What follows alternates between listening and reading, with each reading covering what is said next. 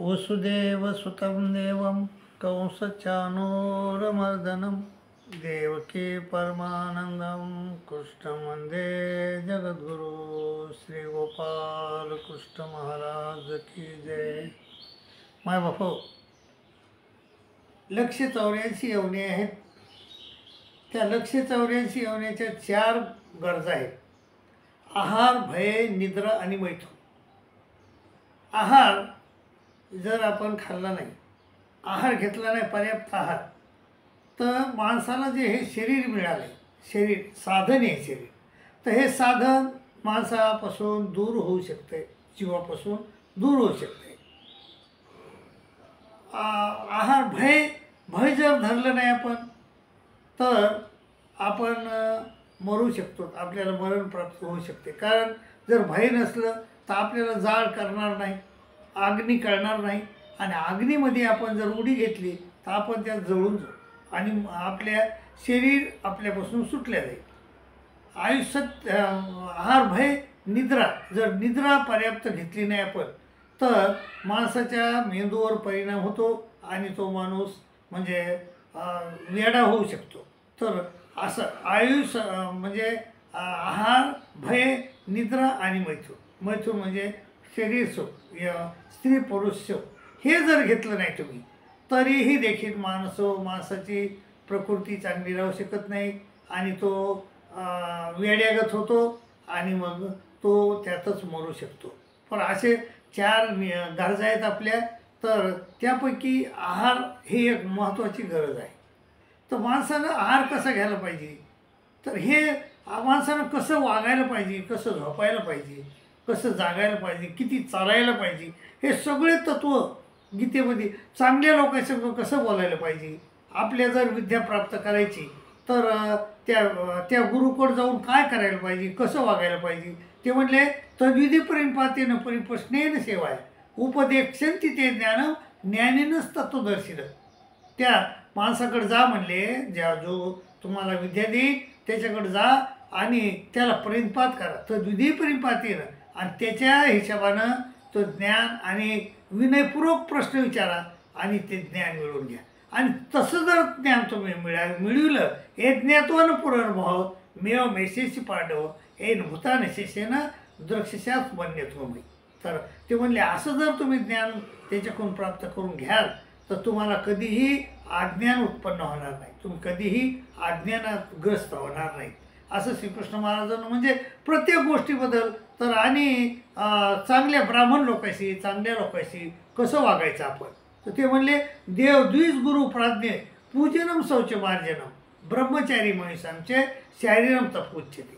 ते शरीराचं तप हे म्हणले देव द्विज, देव म्हणजे देवता, द्विज म्हणजे ब्राह्मण, गुरु प्राज्ञे म्हणजे विद्वान माणूस, याच्या संग कसं वागायचं, देव द्विज गुरु प्राज्ञे पूजनम शौच मार्जनम, त्याचं पूजन करायला पाहिजे। असं श्रीकृष्ण महाराजांना आपल्याला म्हणजे प्रत्येक गोष्ट जर गीतेमध्ये जर तुम्ही जीवन आहे तुमचं जीवन, तर जीवनामध्ये जर प्रत्येक गोष्ट तुम्ही गीतेप्रमाणे चालले तर तुम्हाला कसं चालायचं, कसं वागायचं याचं संपूर्णपणे ज्ञान तुम्हाला गीतेमध्ये मिळेल। तर खाण्याचं देखील ज्ञान मिळालं आपण श्रीकृष्ण महाराजांना आपल्याला काय खायचं, कोणाचं कोणाचं खायचं हे महत्त्वाचं आहे। त्या म्हणजे त्यांचं नाव काय, दुर्वास ऋषी, दुर्वास ऋषी हे कोणाकडे गेले, कौरवाकडे गेले, आणि कौरवानं म्हणजे ते इतकं स्वागत केलं, त्याचं इतकी सेवा केली की आणि पण रोज जीव घातलं आणि दररोज सेवा केली आणि सेवेनं ते प्रसन्न झाले दुर्वास ऋषी। आणि मग यानं वर मागितला की जा आमचे भाऊ पांडव, त्यांना म्हणजे साधू संतांच्या ठिकाणी भजन घडत नाही, तुम्ही जा आणि त्याला भजन घडवा, आणि असं जा की रात्री 12 वाजता जा, असं सांगितलं ते। आणि मग असा वर मागून घेतला आणि मग हे दुर्वास ऋषी ह्या कौरवाचं अन्न खाल्ल्यामुळं त्याच्या विमानामध्ये दुष्टपणा आला आणि ते पांडवांना छळण्यासाठी रात्री 12 वाजता 88,000 ऋषी घेऊन त्याच्याकडे गेले आणि भोजन मागितलं।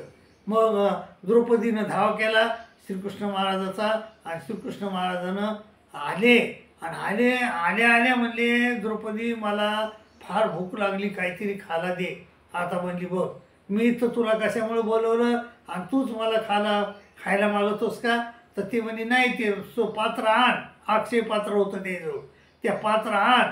आणि ते पात्र पाहिलं, त्या पात्राला एक पान चिटकायला होतं, म्हणजे भाजीचं. आणि ते भाजीचं पान श्रीकृष्ण महाराजांना दिलं. श्रीकृष्ण महाराजांनी ते खाल्लं आणि तृप्त झाले. आणि तिकडं त्या साधू लोकांच्या, त्या ऋषी लोकांचे पोटं फुगले. मग असं म्हणजे श्रीकृष्ण महाराजानं एक पान खाल्लं आणि द्रौपदीला 88,000 ऋषी लोकांना जेवण दिलं. तर मग असं म्हणजे जेवणातून माणसाचा स्वभाव बदलत असतो. जेवण करण्यातून माणसाचं शरीर बदलत असते, शरीर ताकद येत असते, सत्व येत असते. म्हणून श्रीकृष्ण महाराज आपल्याला आणि 3 त्रिगुणात्मक लोक असतात. सात्विक असतात, काही राजसी असतात, तामसी असतात. तामसी लोकांचं जेवण त्याला जे आवडतं ते वेगळं आहे. राजसी लोकांचं जेवण ते वेगळं आहे. ते कटोम ललवणं अति उष्ण तीक्ष्ण वृक्ष विधायना आहारा राजस चेष्टा. तर ते कसं आवडतं याला? तिखट, वृक्ष, कडू, आंबट असं सात्विक राजस लोकांना आवडते. आणि तामस लोकांना तर मग त्याला तर फारच वाईट अन्न आवडतं आहे. आणि त्यामुळं ते वाईट तामस होतात. आणि जे तसं त्याप्रमाणे अन्न खातात त्याप्रमाणे ते राजस होतात. आणि जे सात्विक माणसं आहेत तर ते सात्विक लोकांचं अन्न काय म्हणले श्रीकृष्ण महाराज? ते म्हणले आयु सत्य बल आरोग्य. आयु वाढणारं, आयुष्य वाढविणारं, सत्व वाढविणारं, सत्वगुण वाढविणारं, आयु सत्व बल वाढविणारं, आरोग्य वाढविणारं, आयु सत्य बल आरोग्य, सुख वाढविणारं, प्रीती वाढविणारं, विवर्धना, सुख विवर्धना, आहारा सात्विक प्रिया. असं श्रीकृष्ण महाराज म्हणले. आयु सत्य बल आरोग्य, सुख प्रीती विवर्धना, आहारा सात्विक, हे सात्विक माणसाचा अन्न आहे. माय बाबा, त्यामुळं गीतेचा संदेश आपण शिरोधार्य समजायचा आणि आपण सात्विक आहार घ्यायचा. ते जेणेकरून आपलं आयुष्य वाढन, सत्व वाढन, बल वाढन, आरोग्य वाढन, सुख वाढन, प्रीती वाढन आपल्यामध्ये. तर तसं आरोग्यदायक अन्न घ्या. कोणाचं बी अन्न घेऊ नका आणि आपलं मन खराब करून घेऊ नका, आपलं वर्तन खराब करून घेऊ नका, आपलं जीवन खराब करून घेऊ नका. अशी तुमच्या चरणी नम्र विनंती करतो आणि तुमची रजा घेतो. आणि हा जो आपला देवल ऑफिशियल चॅनल आहे, ह्या चॅनलला सबस्क्राईब करा, लाईक करा, शेअर करा अशी विनंती करतो. आणि हा प्रपंच इथंच थांबवतो. दंडोत प्रणाम, दंडोत प्रणाम, दंडोत.